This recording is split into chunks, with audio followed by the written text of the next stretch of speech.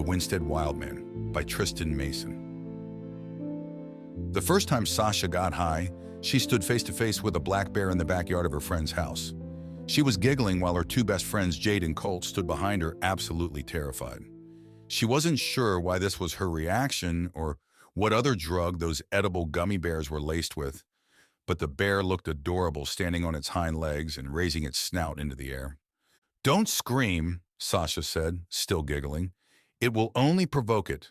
Where I grew up, we had bears in our woods all the time. If you don't move, it will go away eventually."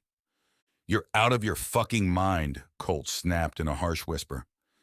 "Honey, I don't think that's how it works," Jade said, her voice trembling.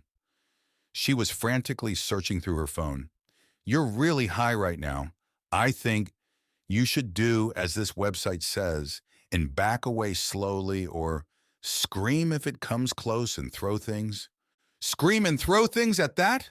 Colt snapped in an even harsher whisper. "We should call animal control, and you shouldn't have come out here in the first place." "Colt, she's super out of it.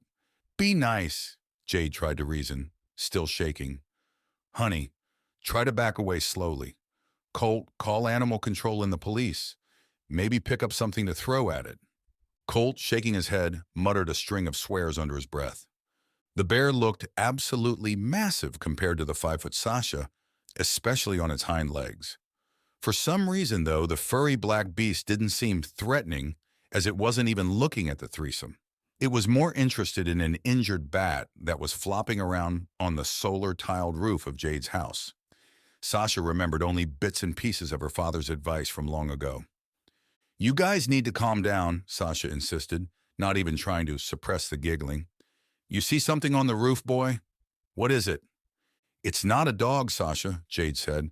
"Back away. Colt, you need to call animal control now." Sasha turned around and crossed her arms, not bothering to read her friend's expressions. "You guys act like you haven't seen a bear before. Good God. It's going back, it's—" By the time Jade pointed in the direction of the bear, it had slipped into the narrow opening of the woods.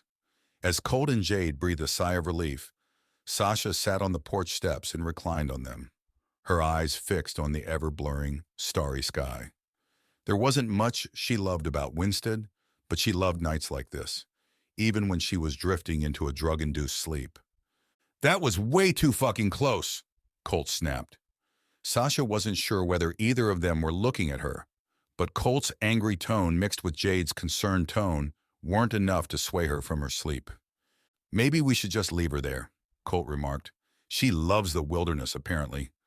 "Colt, come on, I don't want to hear the excuse that she's high again. She's the one that ate 10 of those gummies. I feel bad that she's having trouble with Jordan again or whatever, but she made an ass out of herself tonight." "I can hear what you're saying, and I don't care," Sasha remarked. "You can leave me out here tonight." Jade laughed. "No way, honey. If the bear comes back, the trail cam will get it. There's plenty of them in Winsted. You're not missing much." "We're lucky to be alive," Colt said, ignoring Sasha's head shaking. "Let's go inside and go to bed. Maybe when you wake up, you'll sound like the more rational one again and stop sounding like your boyfriend." That remark particularly bothered Sasha, but she said nothing as Colt and Jade led her inside the dismal home Jade had rented out in the outskirts of Winsted, Connecticut. Even with the solar tiles the landlord fixed on the roof, the place was still a dump in Sasha's opinion, with mold stains all over the ceiling, boarded-up windows, and a total lack of air conditioning. It didn't help that Colt was secretly living there and leaving garbage in every room. By the time Sasha stepped inside the dark guest room, the only room untouched by either of them, she was relieved. She was happy to lay down on the single olive-colored couch that fits snugly between two stock bookshelves.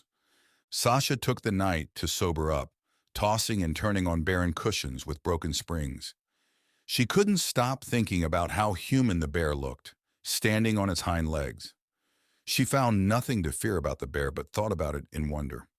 When Sasha was little, she remembered her mom telling stories about the brown bears in the forests of Syria that greeted her as she walked through the woods and rubbed against her dress.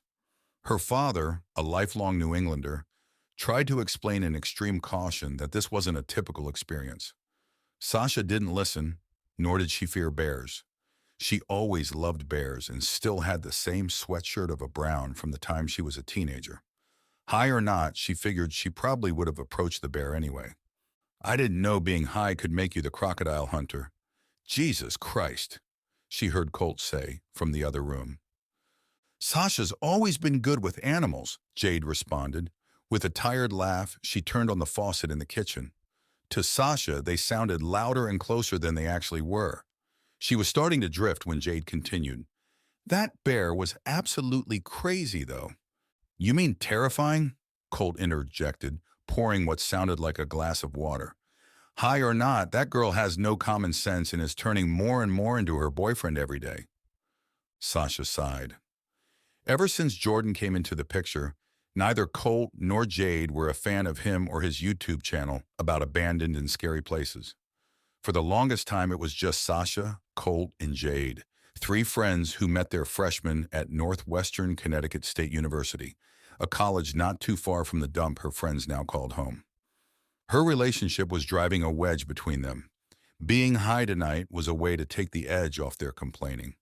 If she wasn't so tired, she would have climbed out the window and went looking for that unusual bear. Hours later, when her friends were sound asleep and Sasha was still up and tormented by her thoughts, she saw a figure from the window. It looked tall like the bear, but much blurrier. It was just standing in the middle of the yard. Despite squinting, she couldn't quite make out what it was. It was dark like the bear, but there weren't any discernible features like fur or ears. When she squinted harder, she saw a tall, gray-haired man just standing in the middle of the yard. He wore a long, open jean jacket over a flannel shirt and brown cargo jeans. When she saw his right hand gripping a metal shovel, she gulped and felt her heart sink deep into her chest. Without thinking, Sasha grabbed her cell phone and opened the window, shouting, "What are you doing here?" Those words startled the man. His big gray eyes widened and he darted off into the forest. When he ran, his body looked dark and blurry for some reason. Sasha figured she must still be high, but was sober enough to go into the living room where Colt and Jade were dozing on separate couches. "Guys, wake up! I saw something!" Colt and Jade were in their clothes from the night before. Only Jade's oversized hoodie and Colt's cardigan had some sort of food stain on it. When they opened their eyes, Colt gave Sasha a grimace and for Jade, furrowed eyebrows. "What is it, Sash?" "I saw a man in the backyard, a tall man with long hair." As she spoke, Sasha still had a sinking feeling in her chest. It took a moment for her two friends to process what she said, but once it hit them, they were both off the couch and at attention. "I called to him from the window and he ran away." "Colt, check the trail cam," Jade said. He nodded. "That's crazy, Sash. My neighbor saw a crazy man in their yard a couple of weeks ago, but said the cops did nothing. The trail cam will definitely pick something up." From a brown knapsack next to the couch, Colt pulled out his laptop and opened up the trail cam application on the desktop screen. They sat back down on the couch and watched Colt fast forward through hours of nothing. When the image of the three of them and the bear came on the screen, Sasha felt the urge to giggle, but Colt's look of exasperation convinced her otherwise. "About what time was this?" Colt asked, scratching his chin. Before Sasha could answer, Colt paused on a frame of the bear on its hind legs. "Sash, I thought you said you saw a man." "I did," she exclaimed.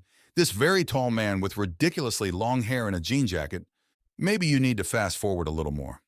"Wait, slow down." Colt nodded and pressed the gray button with the single black arrow. It was the same bear they saw, just standing on its hind legs for what clocked at a solid 2 minutes. Then it appeared to look at the window for a split second before getting back down on all fours and darting into the woods. Sasha's mouth dropped open and she took a step back. Jade sighed and Colt slapped his hand over his face. "Well, that's that, Sash," Colt snarled. "You were so high you thought the bear was some mystical jean jacket dude. That's a bad trip." "I know what I saw. Fast forward, please fast forward." "Oh, Sash," Jade said in a soft voice. "You had a really bad trip. I'm so sorry it scared you." "No," Sasha was rapidly shaking her head. "I know what I saw. Fast forward. Wasn't this like 5 minutes ago? If I fast forward, there's nothing. Just a reminder that it's 4 in the morning and you're still really high. I've been high before, but not enough to hallucinate. It's like these were peyote gummies or something, or maybe you're just crazy. Jade smacked him on the ear. Ouch! What the fuck? I was kidding. Maybe we all just need to go to bed. Knowing that she couldn't convince them otherwise, Sasha had gone to bed. She wasn't having a bad trip, but a bad time. Now, not only did her best friends disapprove of her relationship, but questioned her sanity. Unlike her boyfriend, Sasha wasn't religious or spiritual and didn't really believe in the supernatural. She also knew the difference between tripping and being sober, or at least she thought she did. What she saw wasn't caught on camera, but without any evidence, she still believed.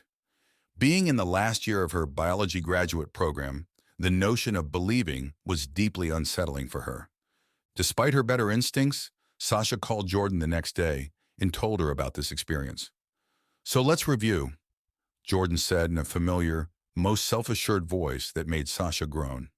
She didn't have to be there to know that he was grinning and pointing a finger in the air as if he had some brilliant idea. The three of you saw a bear in Jade's backyard that was standing on its hind legs. Later on in the night, you saw a tall, long-haired man that looked like a sage or something, and the trail camera caught footage of a bear. Yes, Jade said, uncertain of where this was going, but not wanting to know. And Jade lives in Winsted toward the woods. You know this, Jordan. What's your point?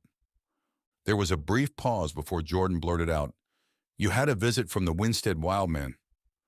Oh, God, Sasha groaned into the receiver. Like they're high sports team mascots.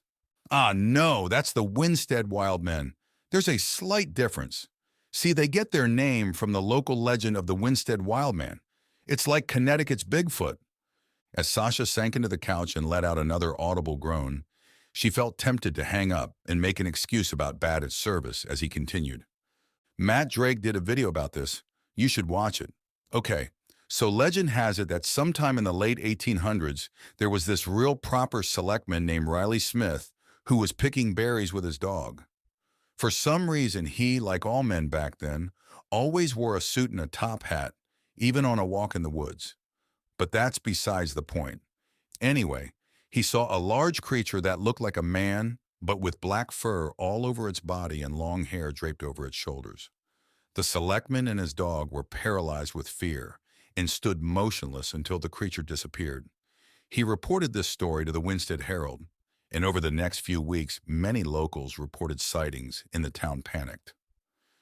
That's actually an interesting story, Sasha said, scrunching her nose, but I very much doubt that's what I saw. You believe in all this supernatural stuff. I respect that, I do, but how else can you explain it?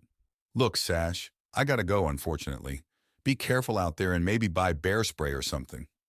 Sasha sighed. She loved her boyfriend, but not the way he looked for the supernatural in everything. For a while, they had a YouTube channel where they explored abandoned places together. Ever since he met Matt Drake, however, he dragged Sasha on ghost hunts and cryptozoology searches around the state for creatures with weird names like the Glawacus and the Black Dog of Hanging Hills. Something about the Winsted Wildman intrigued her, though. At the very least, she found it strange that the camera footage picked up a bear and not the mystical-looking figure she saw. Maybe she was tripping. She'd accept that explanation before Jordan's. That morning, Sasha considered searching the Winsted Wildman on her phone, but she had no signal. Neither Colt for Jade had paid for the internet that month. They left a note on the counter that they had gone off grocery shopping, a typical Sunday morning for them. She started her Sunday morning walk into town. She found herself peering into each neighbor's backyard in search of the long-haired man or the bear. Every time she thought she saw something, it just turned out to be a shadow from the vast forest that surrounded the town or another animal, like a moose or a deer. She searched the town high and low for the man until the bells sounded from a church downtown.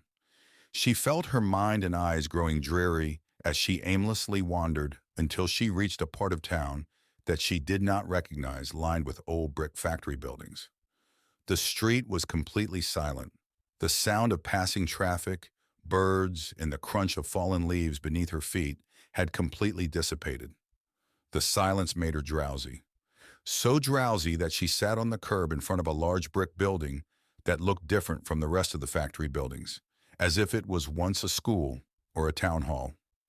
The silence not only made her drowsy, but a mix of queasiness and extreme sadness. It became so silent that she thought of screaming just to make sure she could still hear herself. When she was ready to open her mouth and do so, she heard the sound of something scraping against the earth. Sasha turned around, knowing what she would see before she saw it. Those feelings of queasiness and sadness turned to absolute dread when she saw the long-haired man with the open jean jacket digging into the earth. "What are you doing? Who are you?"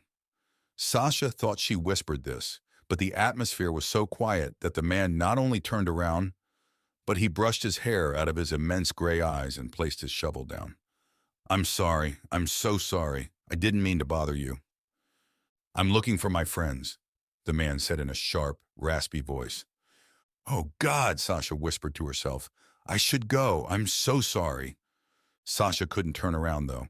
She was encapsulated by the deepness of the man's gray eyes. "I've been looking for them for so long." His voice morphed into an echo that continued as he picked up his shovel and continued to dig. "What are you hoping to find?" Sasha felt her voice growing even smaller as she asked this, already knowing the answer. "Where they buried my friends. I've been looking for so long." His voice echoed once more against the quietness of the atmosphere. The man wasn't looking at her. He was digging so intensely that she thought he would break the shovel's blade. "I have to find them." "Who buried them?" She almost couldn't believe she asked this. She wasn't sure she wanted to know. "What is this place?" The man continued on as if he didn't hear her, throwing dirt every which way, causing Sasha to step back a few paces, but she was still unable to scream or run away. "Awiskella ilhal!" The man's voice boomed, and he dug more intensely, and the words echoed once more. "Awiskella ilhal!" She could see the veins pulsating in his arms as he dug so deep into the earth that he created an opening big enough to be buried within. The man groaned and staked the shovel into the ground, turning around fiercely to meet Sasha's eyes. "I've been looking for so long, ever since I went here." "Where's here?" "Johnson Indian Reform School," he said gruffly. Those words cut like a knife as she felt a sharp pain in her head, followed by bright flashes. Sasha was overwhelmed by images of bare, dark-skinned children walking in straight lines and a dark-robed nun behind them with a whip.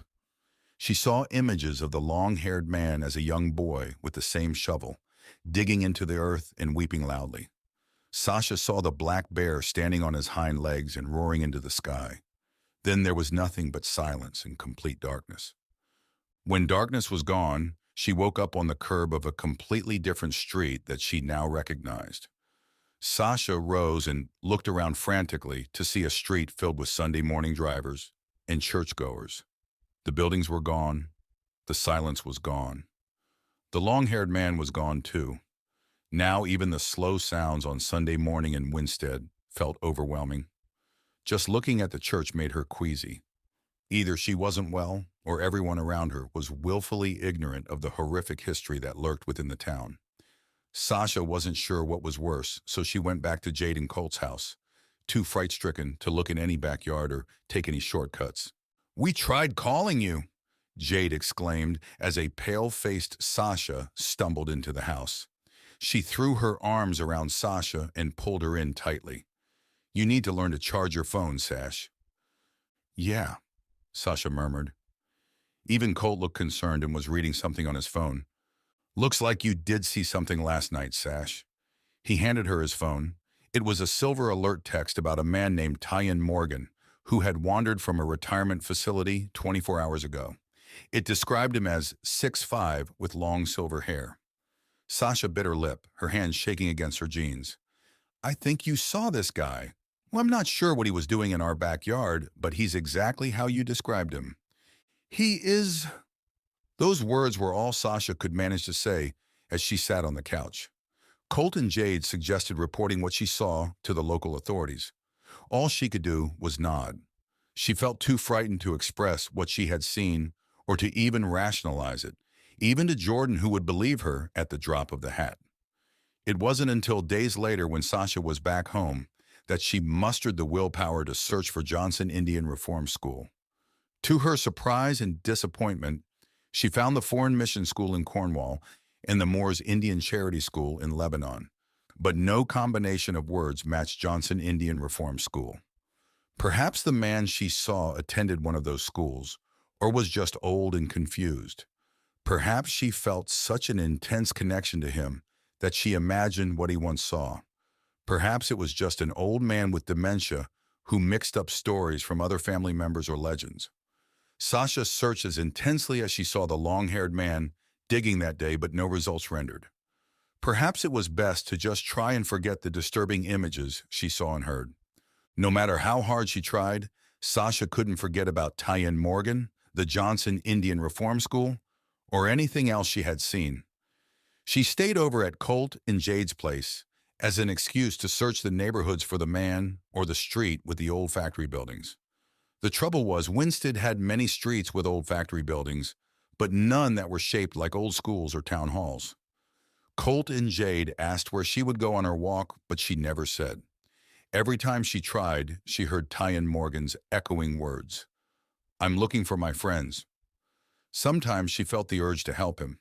One time the urge was so strong that she wanted to call the retirement facility and ask for him by name, but something stopped her. His name, his story, his figure felt too real and unreal simultaneously to make any contact. One night at Colton Jade's, many months after her first encounter, she sat on their back porch chewing an inordinate amount of gummies to their chagrin. It was the first time Sasha was able to laugh and smile in a long time. But this time, Colt and Jade knew they couldn't stop her, and just settled for the fact that she was happy and silly enough to joke around again. It was nice to join in on the silly conversations and make fun of Jordan and his crazy ghost adventures together. They were so busy sharing gummies and staring at the stars that they hadn't even noticed the black bear that had stumbled into their backyard, this time on all fours.